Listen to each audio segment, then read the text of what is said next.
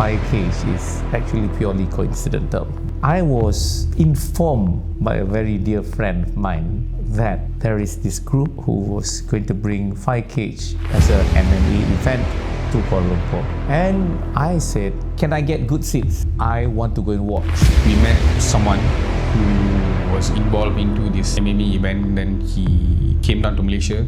He wanted to have Malaysia's own MMA event. Said, okay, let's work together.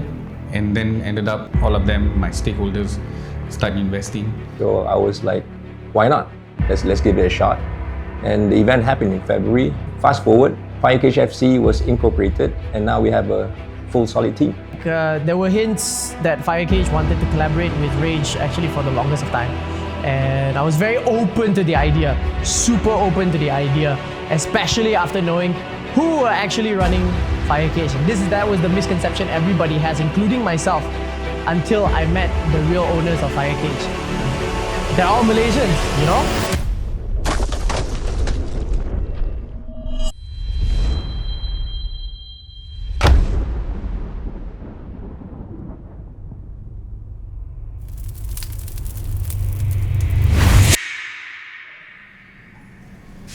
Dato', may you please introduce yourself? Hi, I'm Muhammad Shukri bin Muhammad Zain. I'm the chairman of Fire Cage FC Sindram Berhad. How did you found any interest in the sport of mixed martial arts? Right. One thing for sure, I've always had an interest in this fighting business. Primarily because I studied in the States, in the United States of America. And at that point in time, one of the mainstays of the fighting events were the WWE actually. They changed it to WWE.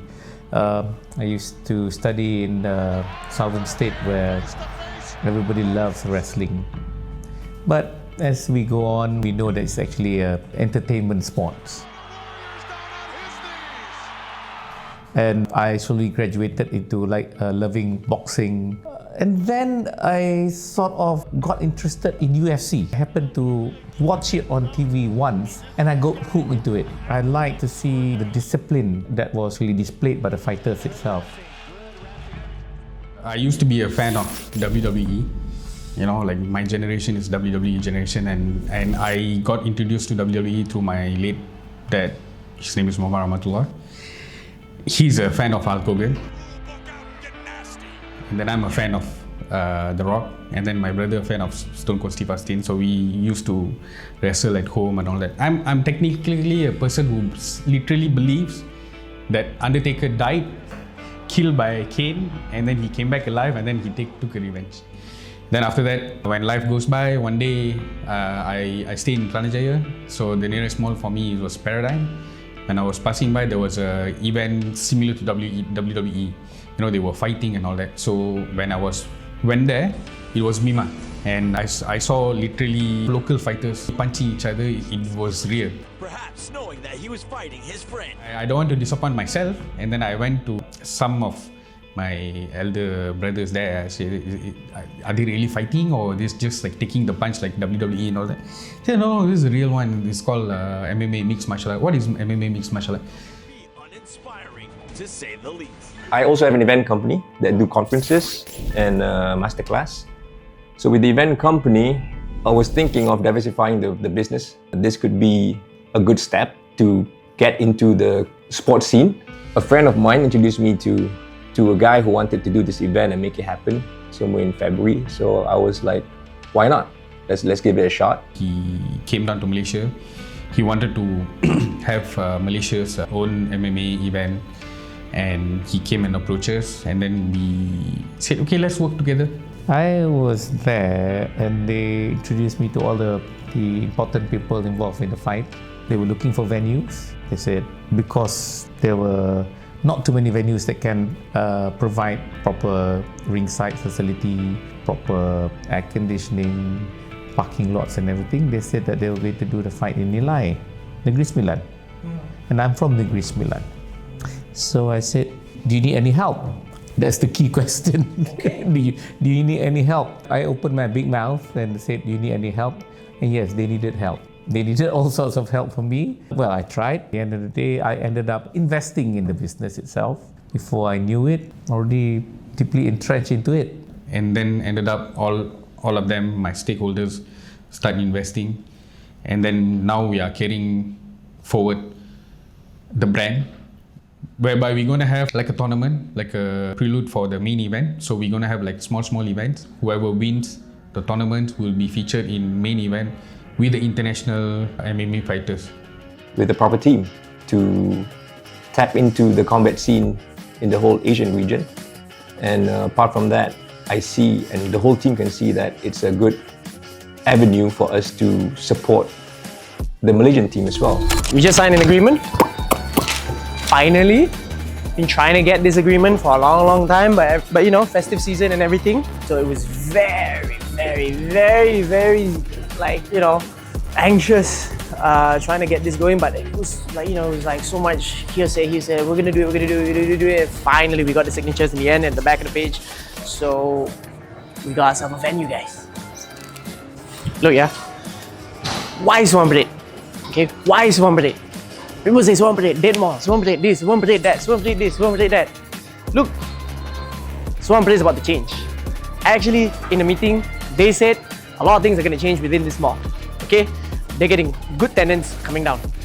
Y'all heard of Far Boys? Coming down here. There's already a big viral spot here, Moki's, right? Just outside. You guys want like Ayam Gepuk pizza? They got it over there. So, like, Swan Parade is about to change. Okay, one thing for sure is we're not just leveraging on that change, but like we want to help them like announce this change. But most importantly, guys, it's our childhood mall. Bringing it back home, baby. Yeah, bringing it back home. Childhood mall. Yeah. Seems a little bit more smaller though. This looks like it used to be an iPhone shop.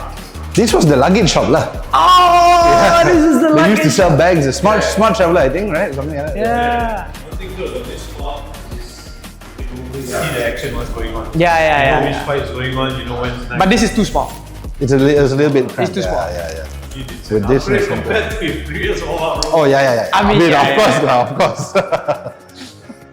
But we can only choose one spot, right? We'll see availability lah, subject to availability. Okay. If both, you need to let us know what you're gonna put here, you're gonna put there, things like that. Yeah. If you can get both, then blue corner here, red corner there. We have enough crew members to coordinate. Yeah. If you get blue corner here, closer, they're gonna walk out first. Red corner there. But we cannot promise you. Of course. Blue room because that one we have a potential tenant. It's okay. That one they have a potential tenant. See how Tak apa. We have no matter what is the outcome, we know how to work around. We know how to work around We'll it. make it work. Yeah. Like previously, it was way worse. I think a lot of questions were a lot of people probably be asking the fact that whether Rage was gonna continue, because it really looked. I mean, to me, and even deep down inside, it felt like there was no more Rage. There were hints that Firecage wanted to collaborate with Rage actually for the longest of time. And I was very open to the idea, super open to the idea, especially after knowing who were actually running Firecage. And that was the misconception everybody has, including myself, until I met the real owners of Firecage. They're all Malaysians, you know? So, and we all are kind of like on the same page. And once we met up, finally, towards the end of last year, we back and forth discussing what we're gonna do for each other and everything, how we're gonna make our events, how we're gonna grow, how we're gonna develop together. And at the end of the day, we came to a deal. And here I am. We're gonna have a direct line of work with Firecage, and that is something I'm really looking forward to. We will have excellent fighters. We hope out of this, 1 or 2 Malaysian fighters will also rise and carry our flag, saying that we are not only promoting, we are not only holding Firecage as an event, but we will also produce a future champion from Malaysia itself. When the announcer going to announce, and then when the commentators are going to comment during the main event in any other countries in the world, when going to say, okay, these guys who fought in Fighting Championship before, that's the proudest moment for all of us. We can make more and bigger events for the viewers and for the athletes. All of our goals follow down one path. And that path is, of course, to send at least one fighter to the UFC.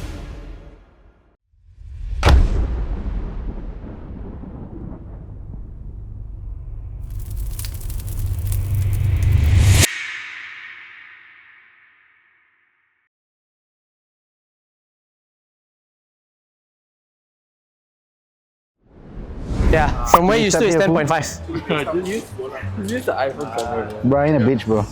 I ain't a bitch like Daniel is. Fuck you, Daniel. But that one is like, tepi sikit. Dia cakap But tepi that lah, one is bro. until the green, you I know. don't think you could. Damn, bro. I don't think it goes that long, bro. This guy, halfway through a meeting, decided to bounce away, just ran over to Mr. DIY, bought himself a measuring tape because he wants to measure, even though our iPhones can totally measure, you know, through AR. That'll be the end of the cage. I'm dedicated, bro.